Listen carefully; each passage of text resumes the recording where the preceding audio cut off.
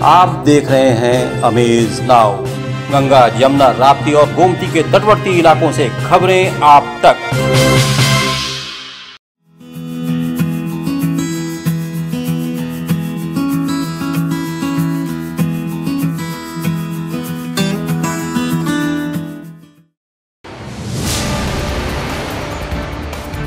मूसेवाला हत्याकांड से जुड़ा गोरखपुर का कनेक्शन।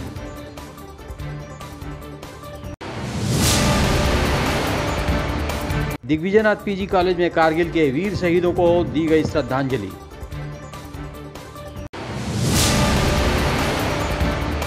बेवजह की चेन पुलिंग पर एनईआर लगाएगा अंकुश।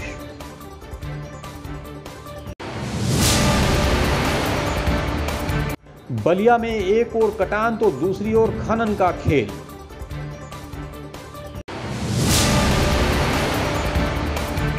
₹10 लाख से अधिक का शौचालय, गांव में खुशी।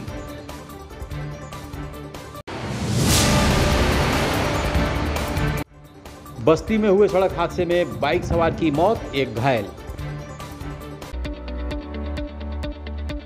आत्मदीप विद्यालय sector near Deoria bypass Gorakhpur. 1.25 एकड़ में फैले इस विद्यालय का वातावरण बेहद ही नैसर्गिक। यहाँ प्लेवे से लेकर 12वीं तक के बच्चों की CBSE पैटर्न पर अनुभवी और कुशल शिक्षकों के मार्गदर्शन में शिक्षा दान। पारंपरिक शिक्षा के साथ साथ बच्चों को व्यवहारिक शिक्षा देना विद्यालय का उद्देश्य। 2 भवनों के बड़े बड़े और हवादार कमरों में ऑडियो वीडियो टेक्नोलॉजी द्वारा ज्ञानार्जन। बच्चों के शारीरिक एवं मानसिक विकास के लिए मेंटर, संगीत साधक और कुशल खेल प्रशिक्षक उपलब्ध।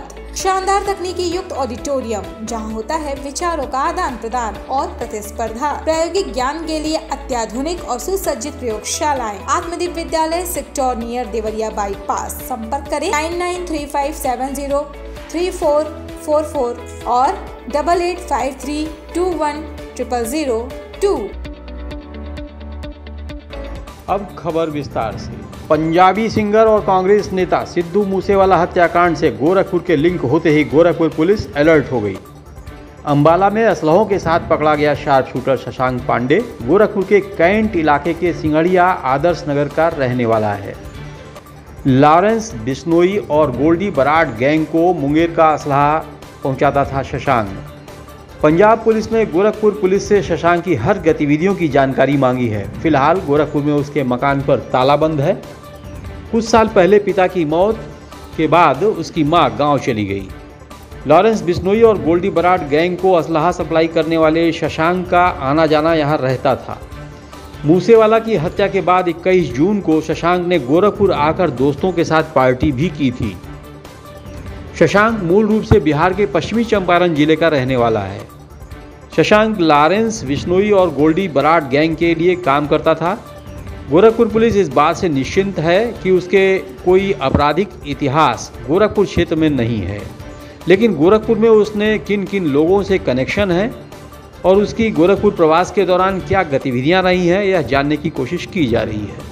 कुछ महीने पहले यहाँ पे अपने दोस्तों के साथ कहीं किसी पार्टी में सम्मिलित हुआ था, लेकिन अभी तक इसकी पुख्ता तरीके से वेरीफाई नहीं कर पाए हैं। लेकिन पुलिस इसी बात को संज्ञान में लेकर जांच में जुटी है। लेकिन इसका यहाँ ना ही तो कोई रहने का ऐसा कोई स्थान है जहाँ पे वो रहता है, ना ही इसी प्रकार का कोई आपराधिक कृत्य अभी तक सामने आया है। लेकिन पुलिस जो करनी है हर प्रकार के पहलू पर ध्यान रखते हुए जांच करेगी। आज़ादी के अमृत महोत्सव के अंतर्गत देश भर में राष्ट्रभक्ति से जुड़े कार्यक्रम किए जा रहे हैं। इसी के निमित्त दिग्विजयनाथ स्नातकोत्तर महाविद्यालय में कारगिल विजय दिवस के अवसर पर कारगिल के वीर शहीदों को श्रद्धांजलि अर्पित की गई। इस कार्यक्रम में बतौर मुख्य अतिथि दीनदयाल उपाध्याय विश्वविद्यालय गोरखपुर के रक्षा और स्ट्रैटेजिक अध्ययन विभाग के अध्यक्ष प्रोफेसर हर्ष कुमार सिन्हा ने शिरकत किया और कारगिल युद्ध पर अपने विचार भी रखे। सुरक्षा के नज़रिए से एक बहुत बड़ी घटना थी जिसने इस देश को और इस देश की रक्षा तैयारियों को अनुपम बनाने में या बेहतर बनाने में एक बहुत बड़ी भूमिका निभाई। वो हमारे लिए एक संघर्ष जरूर था, लेकिन एक वेकअप अलार्म भी था, जिसके चलते हमने बहुत अच्छे तरीके से अपनी राष्ट्रीय सुरक्षा को और उसके लिए जो जरूरी घटक हैं उस पर हमने काम किया। और उसी का ये प्रभाव है कि आज 23 साल बाद देश ही नहीं बल्कि दुनिया में भारत और भारतवासी एक बहुत ही आत्मविश्वास के साथ एक मजबूत संयुक्त राष्ट्र के नागरिक के तौर पर अपना सिर ऊंचा करके चल रहे हैं। तो कारगिल हमेशा याद रखने वाली घटना है और इस अवसर पर हमको उन 500 से ज़्यादा अपने वीर सैनिकों को भी श्रद्धांजलि देने का अवसर है, जिन्होंने बहुत ही अत्यंत विपरीत परिस्थितियों में ये युद्ध, ये संघर्ष भारत के सम्मान के लिए लड़ा और भारत को विजय दिया। बेवजह की चेन पुलिंग पर जल्द ही रेलवे अब अंकुश लगाने वाला है। पूर्वोत्तर रेलवे गोरखपुर डिपो के इंजीनियरों ने chain pulling ACP data logger बनाया है, जो चेन खींचते ही बता देगा कि किस कोच से यह गतिविधि की गई है। यह उपकरण काफ़ी किफ़ायती है और प्रयोग में भी काफ़ी आसान। डिपो ने माइक्रो प्रोसेसर और प्रोग्रामिंग को मिलाकर यह सिस्टम तैयार किया है। बेवजह की चेन पुलिंग भी ट्रेनों के समयबद्ध संचालन में बड़ी बाधा है। कभी कभी तो चेन पुलिंग के बाद ब्रेक बाइंडिंग होने से काफ़ी देर तक ट्रेनों को खड़ा रहना पड़ता है। इस समस्या पर काबू पाने की राह दिखाई है गोरखपुर डिपो ने। यहाँ के इंजीनियरों ने एसी डाटा लॉगर तैयार किया है, जो जंजीर के दुरुपयोग के सटीक समय का पता भी बताएगा। एक alarm chain pulling ACP data logger बनाया गया है। इसके माध्यम से अगर कहीं भी अलार्म चेन पुलिंग होती है, कोई भी अगर जंजीर खतरे की जंजीर जो है उसको खींचता है, तो उसके टाइम उसमें जो है फीड हो जाएगा, उससे जो उसकी लोकेशन है वो पता लगाई जा सकेगी। तो इससे जो है जो अलार्म पुलिंग की घटनाएं जहाँ पे होती हैं उन लोकेशंस के बारे में पता चलेगा और फिर वहाँ पे जो है आरपीएफ और जो हमारे लोग हैं वो इस पर अंकुश लगाने के लिए जो आवश्यक कार्रवाई है वो करेंगे। आप सभी को पता है कि अलार्म चेन पुलिंग से रेलवे का जो क्वालिटी है वो ख़राब होती है। हज़ारों लोग जो ट्रेन में यात्रा कर रहे होते हैं उनको परेशानी होती है और साथ ही साथ अलार्म चेन पुलिंग होने से कई बार ब्रेक बाइंडिंग की भी समस्या उत्पन्न होती है, जो कि एक टेक्निकल और सेफ्टी को भी देखते हुए ठीक नहीं होता है। तो इस वजह से इससे छुटकारा पाने के लिए लगातार हम लोग प्रचार प्रसार करते हैं, लोगों को भी जागरूक करते हैं कि ऐसा ना करें। अलार्म चेन पुलिंग बहुत ही इमरजेंसी सिचुएशन हो उसके लिए लगाई गई है और उसी सिचुएशन में ही इसका उपयोग करें। उत्तर प्रदेश में योगी सरकार नदियों में कटान रोकने के लिए पानी की तरह करोड़ों रुपए बहा रही है और बाढ़ विभाग से लेकर सिंचाई विभाग के अधिकारियों को निर्देशित किया है कि अगर नदियों में कटान हो रहा है तो कर्मचारियों से लेकर अधिकारियों तक 24 घंटे तैनाती रहेगी और जिलाधिकारी भी निगरानी करेंगे। लेकिन इस समय खनन माफियाओं की बल्ले बल्ले हो रही है, जिसका नज़ारा बलिया के बैरिया तहसील के गोपाल नगर में देखने को मिला। यहाँ गोपाल नगर में घाघरा नदी में एक तरफ कटान हो रहा है और बाढ़ विभाग से कटान रोकने के लिए करोड़ों रुपए पानी की तरफ बहाए जा रहे हैं। वहीं खनन माफियाओं ने नदी के किनारे से ही लेबर मशीन से खनन जोरों पर किया जा रहा है और खनन माफियाओं के डर से ग्रामीण भी विरोध करने से डर रहे हैं। जरा आप गौर से इस तस्वीर को देखिए। एक तरफ नदी की कटान हो रही है और उससे बचाने के उपाय किए जा रहे हैं, तो दूसरी तरफ माफियाओं द्वारा धड़ल्ले से खनन हो रहा है। नदी के किनारे हो रहे खनन से जिला प्रशासन बेखबर है। अगर ऐसे ही खनन का खेल चलता रहा तो नदियों के किनारे बसे गांवों को बचाना मुश्किल होगा।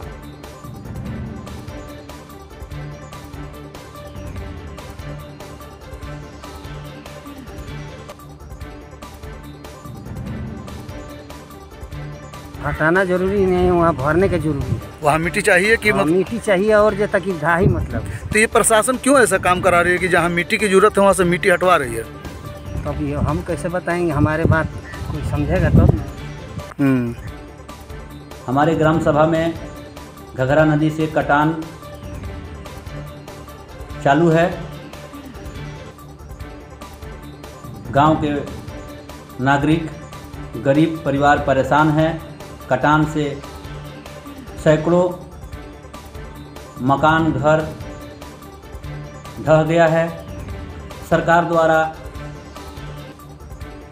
बाढ़ निर्माण खंड के अधिकारी द्वारा 4 करोड़ रुपये की लागत से बंधे व बोरी से कार्य कराने का काम कर रहे हैं। 4 करोड़ रुपये का बंदरबांट हो चुका है और उस बोरी और बंधे का जो निर्माण फर्जी तरीके से हुआ था वो भी घघरा नदी में विलीन हो गया। और बहुत दुख की बात है कि हमारे ग्राम सभा के कुछ मनबड़ गुंडे टाइप के लोग और राजनीतिक लोग उसी बंधे का मिट्टी उठाकर जेसीबी और ट्रैक्टर से उच्च दामों में अलग जगह ले जाकर बेचने का काम कर रहे हैं। आजमगढ़ स्थित नूरुल इस्लाम पब्लिक स्कूल ककरहट्टा में 10 लाख से अधिक रुपए से बने शौचालय का अमेरिका से आए मुख्य अतिथि सुहेल फारूकी, मरियम फारूकी और दुबई से आए जावेद फारूकी ने संयुक्त रूप से फीता काटकर लोकार्पण किया। गांव के शैक्षणिक विकास के लिए प्रबंध तंत्र निरंतर प्रयासरत है। स्कूल में पढ़ने वाली सभी छात्राओं की फीस माफ कर दी गई है। इसके अतिरिक्त ड्रेस आदि का भी वितरण निःशुल्क किया जाता है। इस अवसर पर बच्चों, संरक्षकों और ग्रामवासियों को मुख्य अतिथि सुहेल फारूकी ने संबोधित भी किया।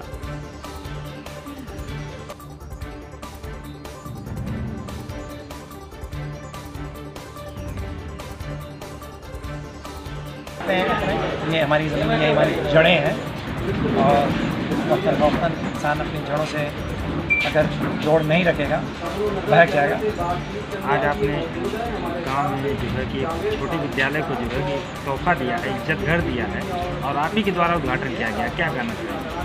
भाई लंबा सफ़र है, उस लंबे सफ़र की ये एक छोटी सी खड़ी है ताकि स्कूल के साथ साथ ये फैसिलिटी भी रहे, ताकि इस तरह के हर बच्चा, हर बच्ची और टीचर इनको ये सुविधा जो कि एक बुनियादी सुविधा है। प्रधानमंत्री ने इज्जत घर का जो बनाने का सिलसिला कई साल पहले करा, बहुत ही उम्दा आइडिया है और मैं समझता हूँ कि ये उस बड़े काम की एक छोटी सी जो हमारे प्रधानमंत्री हैं और जो उन्होंने देश के लिए कार्यक्रम शुरू किया था स्वच्छ भारत और इज्जत घर का, मेरे ख्याल से वो सिर्फ एक प्रधानमंत्री का सपना नहीं है, पूरे देश का सपना है। क्योंकि सफाई का कोई बदल नहीं है। सफाई जो है तो हमारे स्वास्थ्य से भी जुड़ी है। अगर हम साफ रहेंगे तो हमारा स्वास्थ्य भी अच्छा रहेगा। तो हमको लगा और हमारे गांव वालों को लगा, हमारे स्कूल को लगा कि ये जो उनका सपना है, जो उनका अभियान है, जो उनका पूरा मकसद है, वो एक बहुत ही ऊंचा कार्य है और उससे जुड़ना चाहिए और हम सब लोग जुड़े हैं। तो मुझे खुशी है कि हम आज जो है अपने प्रधानमंत्री के उद्देश्य से और उनसे प्रेरणा लेते हुए हम लोग भी आज जुड़ गए हैं हमारा गाँव में। किस तरह से आप गांव वालों में अभी भी देखा जाता है तो बहुत से लोग हैं जो शौचालय बनने के बाद भी बाहर जाते हैं, उनको सोच को आप किस तरह से बदलेंगे? देखिए, कोई भी सोच को बदलने के लिए समय लगता है। कोई सोच अगर आपको एकदम से बदलने के लिए कहा जाए या जोर ज़बरदस्ती किया जाए तो उसके अंदर जो है वो मकसद कामयाब नहीं होता। तो अब जो पीढ़ी दर पीढ़ी जो है लोग जो खुले में जाके अपने जो है शौचालय जाते थे खुले में खेतों में, अब उनको आप अचानक कहेंगे कि भाई आए देखिए शौचालय है यहाँ पे, अब आपको जाना है, तो मेरे ख्याल से ये सही नहीं होगा। उनको समय दें, वो बनाएं, उनको दिखाएं और धीरे धीरे उनको भी समझ में आ जाएगा कि जो है ये अच्छी चीज़ है और इसका इस्तेमाल अच्छा चीज़ है, इससे सफाई भी होती है, आसानी भी होती है। तो मुझे ऐसा लगता है कि हमारे गांव में ही जब मैं बचपन में देखता था तकरीबन 90% लोग जो खुले में जाते थे, आज मेरे ख्याल से 99% लोग जो है अब अपने शौचालय अपने घरों में बना चुके हैं या जो है हमारे जो इज्जत घर का जो प्रोग्राम है उस प्रोग्राम से जुड़ के अपने घरों में मतलब अपने दरवाजे बना चुके हैं। तो हमारे को मैं समझता हूँ कि ये तो बहुत साल भर 2 साल 5 साल 10 साल के विद्वान से ये समझ की हम लोगों ने हासिल किया है। मेरे ख्याल से समय के साथ जो है लोगों को समझ आ जाएगी। और बस्ती जिले के हरैया थाना अंतर्गत NH-28 पर बाइक सवार कांवड़िये की सड़क दुर्घटना में दर्दनाक मौत हो गई। एक कांवड़िया गंभीर रूप से घायल हो गया है, जिसे अस्पताल में भर्ती कराया गया है।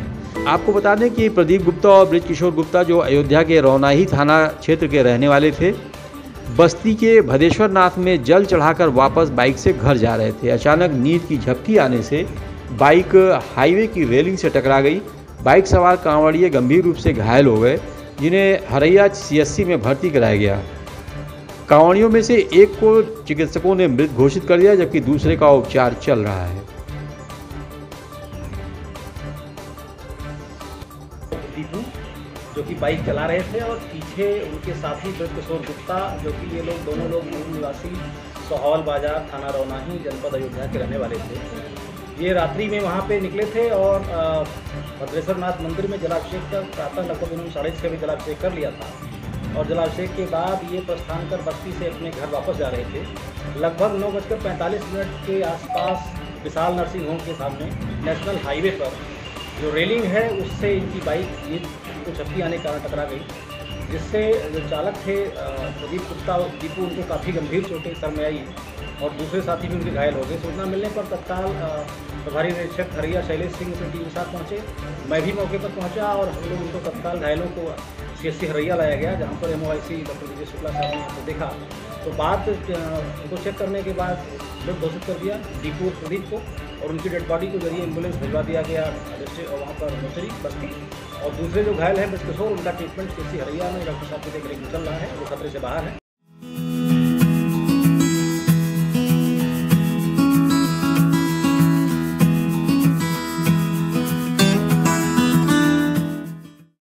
Ashmita hospital multi speciality centre, Gita Vatika road, Gorakhpur.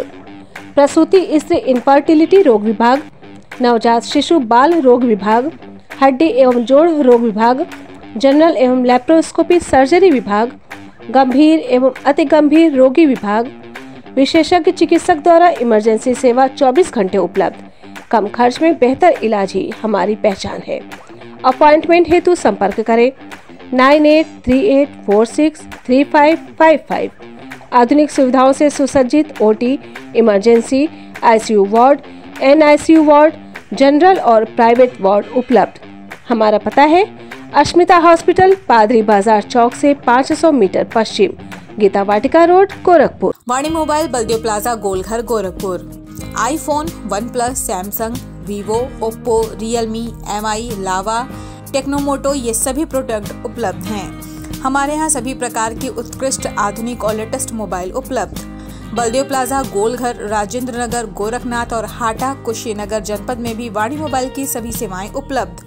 Mobile number 918687419008। Chhaparia diabetes and thyroid centre, Chhapariya hospital, Betiahata, Gorakhpur. Doctor Ankit Chhaparia, diabetologist, fellowship in diabetes from Royal College of Physicians, London and thyroid specialist द्वारा थायराइड के सभी तरह के इलाज और जांच उपलब्ध। डायबिटीज और उसके कॉम्प्लिकेशंस की जांच, इलाज की सुविधाएं उपलब्ध। न्यूरोपैथी की जांच, retinopathy, HbA1c, lipid profile, thyroid function test, hormone related सभी जांचें होती हैं। डाइटिशियंस और वेट मैनेजमेंट की सुविधा उपलब्ध। संपर्क करें Chhapadia diabetes and thyroid centre, Chhapariya hospital, Betiahata, Gorakhpur. Mobile number 8409967738 और 05517960